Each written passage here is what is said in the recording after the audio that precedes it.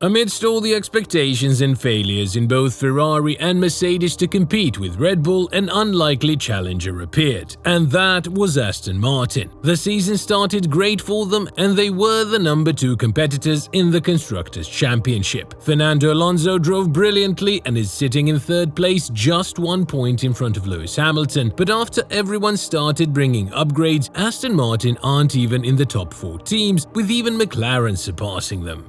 One couldn't help but wonder what was the reason for this downfall. Stay until the end of the video to find out. When this season started, no one expected Aston Martin to be the team that is the closest to challenging Red Bull. Everyone had high hopes for Ferrari and even Mercedes, even after their failed concept. Lance Stroll combined with the veteran showed a very nice tactical pairing with Alonso, teaching Stroll tips and tricks on the race. Alonso brought excitement to the initial races by becoming an unexpected top competitor against Red Bull. The team came close to winning in the Monaco Grand Prix. After a strong start with 6 podium finishes in the first 8 races, including 2nd places in Monaco and Canada, things became tougher. Since the Austrian GP, Alonso's best results have been 5th places. Meanwhile, Mclaren, Mercedes and Ferrari have taken the podium spots behind Red Bull. The shift in performance has sparked a lot of curiosity. Alonso hinted that it might be due to the new tyres Pirelli started using from the British GP. However, Aston Martin's top management disagreed with this idea. They suggested that the changes were more likely because of an upgrade they introduced during the Canadian Grand Prix.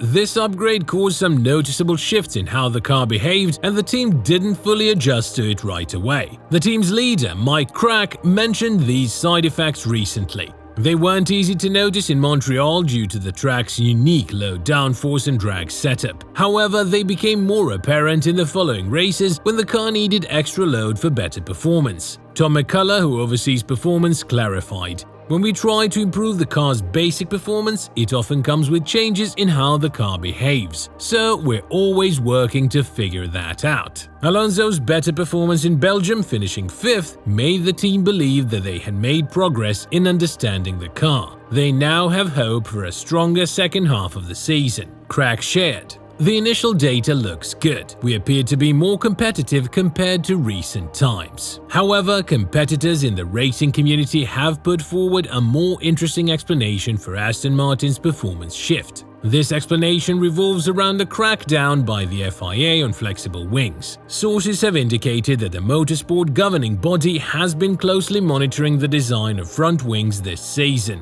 The aim is to prevent teams from using clever tactics to gain an advantage through flexible parts.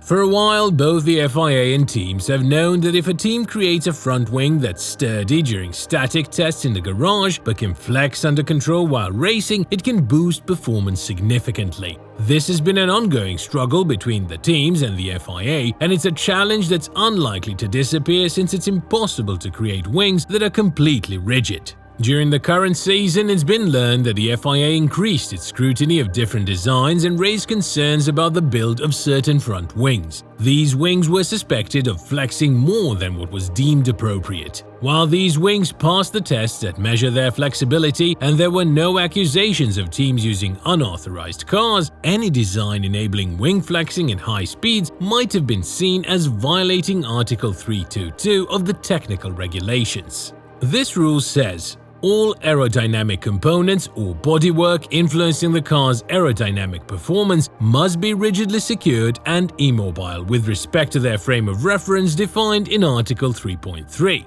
Furthermore, these components must produce a uniform, solid, hard, continuous, impervious surface under all circumstances. Having a flexible front wing would greatly help teams. They could use a setup with more downforce for corners, and then the wing could bend down while going fast on straight sections to make the car more streamlined and reduce air resistance. In the beginning races, when looking at the footage from Alonso's car, it seemed like Aston Martin could use really steep wing angles. There was also a noticeable bending in the wing when the car reached its highest speed on the straights. Around the time of the Azerbaijan Grand Prix, it's believed that the FIA finally took steps. They informally talked to several teams about wanting them to make adjustments to prevent possible issues in upcoming races. However, it's not clear exactly when these changes were supposed to happen, as teams are usually given some flexibility to modify designs in situations like this. What we can be sure of is that when the Spanish GP took place, Aston Martin's performance seemed different. Especially in slower and mid-range speeds, their performance wasn't as strong as before. The team hasn't said if they did or didn't change the front wing,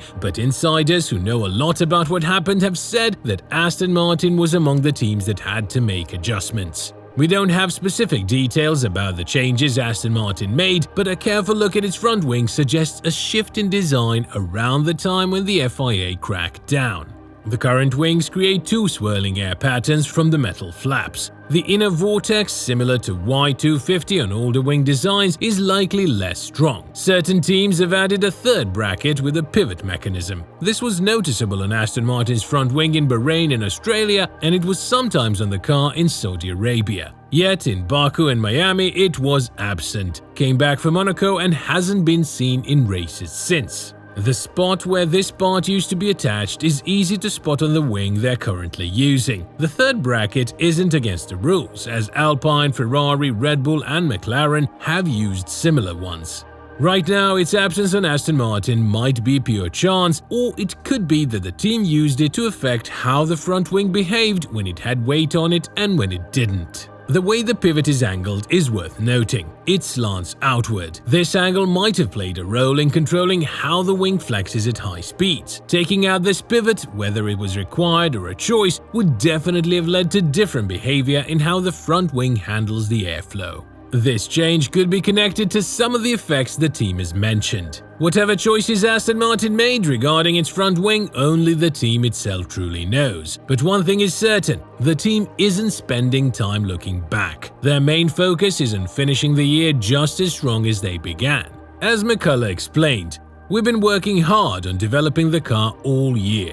We have enough money to keep making improvements, and that's our goal. So we'll keep making updates right up to the end of the championship as much as we can." But let's not forget that the team has been dealing with the challenge of relocating their factories, which can be quite distracting. This has allowed other teams to overtake Aston Martin in terms of performance. I also have concerns about Lance's injuries from before the season starting to affect him. While he might not reach the level of Max Verstappen or Fernando Alonso, he's certainly better than his recent races suggest. But I'm sure I'm not the only one who noticed that Stroll's enthusiasm for racing seems to have diminished. Alonso's outstanding performances have highlighted the significant skill gap between Stroll and a true champion. David Croft even predicts that in about a year and a half, Lance Stroll might have his final Formula One race and pursue other endeavors. But in my opinion, anyone consistently finishing in the top 10 has what it takes for Formula One. I'm not a Stroll supporter, but he was dominant in his last year in Formula 3, and even though he's been far behind Fernando, so were Massa and Raikkonen when compared to Fernando. I also observed some in-car camera shots, and I noticed that Lance is taking extra care of his left hand. In some clips, he's seen shaking his hand and not holding the steering wheel. He hasn't talked much about it, but there might be a problem that requires surgery. Perhaps he'll have the surgery at the end of the year. This team hasn't shown a strong track record of keeping up with more successful teams in terms of development over a season. So I'm not very surprised to see other teams moving ahead as the season progresses. But this is pretty much what I expected, which is why I was pleased with their strong start to the season. However, I have to say I noticed that their performance declined around the time Alonso mentioned this is just the beginning and expressed high optimism about the project. It's interesting how soon after he said that, the team stopped getting podium finishes. But maybe that will change soon. Share your thoughts in the comments below.